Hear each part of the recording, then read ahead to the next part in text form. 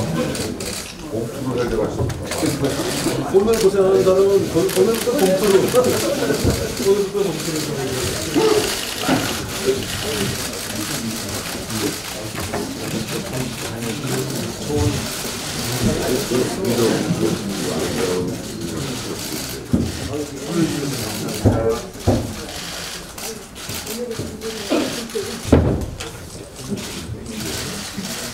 네, 오늘부터 중진의원 연석회의를 시작하도록 하겠습니다. 중진의원님들 지금 상임위의 인사청문회로 매우 바쁘시고 부단하신데 함께해 주셔서 감사하다는 말씀을 먼저 드리겠습니다.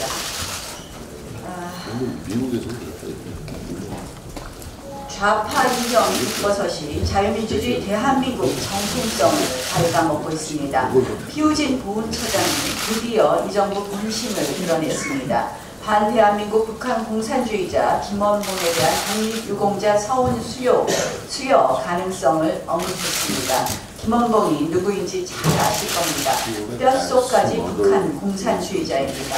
어제 우리 당 의원께서 김일성에게도 서훈을 줄 거냐라는 질문이 모든 것을 함축한다고 생각합니다. 대한민국 건국을 방해한 자에게도 훈장을 달아주겠다고 합니다. 결국 6.25 남침을 주도하고 우리 국토를 전쟁 폐허로 만든 자도 국가 영웅으로 지켜 세우고 기리겠다는 것입니다. 손혜원 부친 서훈 기록은 공개도 하지 않습니다. 그 의도가 무엇이겠습니까? 이 나라 자유민주주의 정체성의 뿌리를 뽑아버리고 좌파 이념 독재의 뿌리를 다시 심겠다는 것입니다. 말 그대로 셀프 적화입니다. 이 말씀을 드리면 젊은 분들이 과연 그럴 수 있을까 하지만 서서히 우리는 그렇게 젖어들고 있는 것입니다. 우리 모두 경계해야 되는 것입니다. 어제 김현철 장관 후보자 청문회도 마찬가지입니다. 말씀드린 대로 북한 통일 전선부장 청문회를 강력히 하였습니다. 김 후보자가 대학에서 강연한 자료를 보면 이 부분에 대해서는 정진석 중진의원님께서 잘 지적하셨지만 독립만행 사건을 판문점 나무자르기 사건이라고 했다고 합니다. 북한 인권 탄압 사례를 들어보라는 질문에는 끝끝내 회피했습니다. 그래도 장관직은 탐이 났는지 이제 와서 천안함 폭식, 박왕자 씨 사건에 대해서는 입장을 바꿨습니다. 오직 청문회 하루만 버티고자 하는 심산이라고밖에 보이지 않습니다. 또한 이 김현철 후보자가 장관을 맡겠다는 통일부는 이미 적합코드에 맞춰서 탈북단체를 억압한다는 이야기가 나옵니다. 한마디로 북한 인권 블랙리스트입니다. 탈북자들의 염원을 외면하고 오직 북한의 비위만 맞추는 통일부입니까? 다시 한번 말씀드리겠습니다. 김현철 후보자 철회하십시오. 그리고 탈북단체 블랙리스트 의혹에 대해서는 조사가 필요합니다. 여당과 일부 야당의 선거제 공수처 야합이 한층 업그레이드되고 있습니다. 바른미래당에서 기소권 없는 공수처를 제안했습니다. 문재인 정부와 여당이 밀어붙이던 공수처와는 거리가 있습니다. 그런데 민주당이 덥석 물겠다고 합니다. 일단 수사권만 가진 공수처안을 받아주고 대신 여당은 1순위 좌파 독재 수단인 선거제 개편안을 패스트트랙에 태우겠다는 것입니다. 50% 권역별 연동형 비례제만 패스트트랙에 태우면 정치권이 재편되면서 안정적으로 좌파연합의회가 탄생합니다. 그러면 내년 총선을 앞두고 정계 개편의 세월이 바람 속에서 공수처법은 수정안을 제출할 것입니다. 수사권, 기소권 모두 가진 무소불위의 공수처 설치가 가능합니다. 한마디로 민변 검찰청이 탄생하게 됩니다. 이렇게 공수처도 만들고 선거제도도 개편하면 본격적으로 그들이 원하는 좌파연합 장기독재 체제가 구축된다고 생각을 합니다. 창원 성산 단일화에서를 한번 보십시오. 집권 여당이 5석의 소수당에게 양보했습니다. 20대 총선에서는 30여 개 지역에서 단일화를 했었습니다.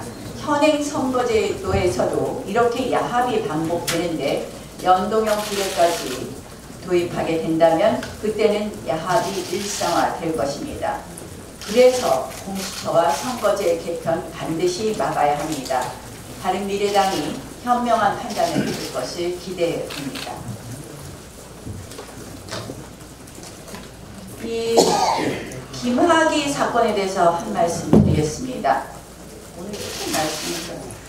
이 어제 보면 진상조사단에서 이 공개한 편지에 따르면요, 김학의 그 전 차관을 윤모 건설업자에게 연결해줬다는 A모 변호사가 나옵니다. 근데 그 A모 변호사는 예전에 최순실 특검의 특검보였다, 이런 주장이 있습니다. 이 A모 변호사에 대해서는 왜 수사 대상에서 제외했는지, 이 A모 변호사가 누구인지 확실히 답해 주실 것을 요구합니다. 또한 이 사건에서 가장 핵심은 김학의 전 차관에 대한 인사검증을 제대로 했느냐부터 출발할 것입니다. 그렇다면 인사검증의 담당관, 주책임자가 누구입니까?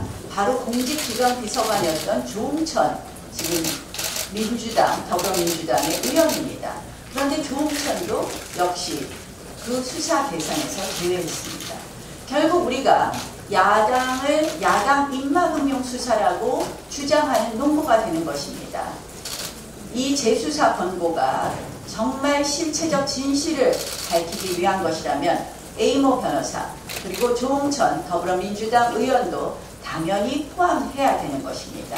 결국 이러한 재수사는 진실을 밝히기보다는 야당 입막음용 수사라는 것이 명백히 밝혀졌고, 그래서 저희는 오히려 국민들이 원하는 진실을 밝히기 위해서는 김학의 사건 특검하자는 것입니다.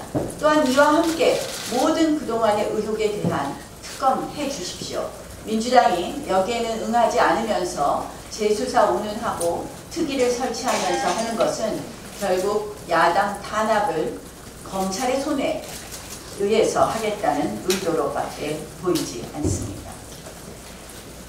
그 김명수 사법부에 대해서 한 말씀 드리겠습니다. 어제 영장 기각이 나왔을 때 제가 웬만하면 비판을 자제하려고 했습니다. 사실 영장 기각 결정문을 보면 어이가 없습니다. 도대체 판사들이 일반적으로 쓰는 용어가 아닐 뿐만 아니라 판사들이 일반적으로 판단하는 것과는 다소 차이가 있다고 생각했습니다. 그런데 많은 의심이 풀렸습니다. 영장 전담 부장판사는 사실상 그 임종석 의원과 임종석 전 실장과 같은 대학교 출신이면서 노동운동을 했다, 이런 언론 인터뷰가 있었습니다. 결국 이 영장 전담 판사가 언제 영장 전담 판사가 됐느냐, 올해 2월 인사 이동 후 영장 전담을 맡은 것으로 보입니다. 결국 대법원이 동부지청에서 환경 블랙리스트를 수사하고 있다는 것을 알면서 소위 알박기로 이 영장 전담 판사를 임명한 것 아닌가, 그렇게 일종의 업무를 영장 전담 판사로 임명한 것 아닌가 하는 의심이 듭니다. 과연 알박기일까? 우연의 일치입니까? 또 하나 있습니다. 김경수 사건의 주심 판사가 이번 인사이동으로 바뀌었습니다. 재판장을 안 바꿨지만 주심 판사를 바꿨습니다. 그런데 주심 판사 역시 이번에 새로 된 주심 판사는 우리법연구의 출신입니다. 인권법 연구에 됐죠. 결국 이것도 바꿔치기이냐 우연의 일치냐라는 의심이 듭니다. 결국 우연의 일치라는 것이 반복된다면 그 우연의 일치를 알박기나 바꿔치기라고 의심하는 것이 합리적 의심이 됩니다. 이 정권의 사법 장악의 우려가 현실화되고 있습니다.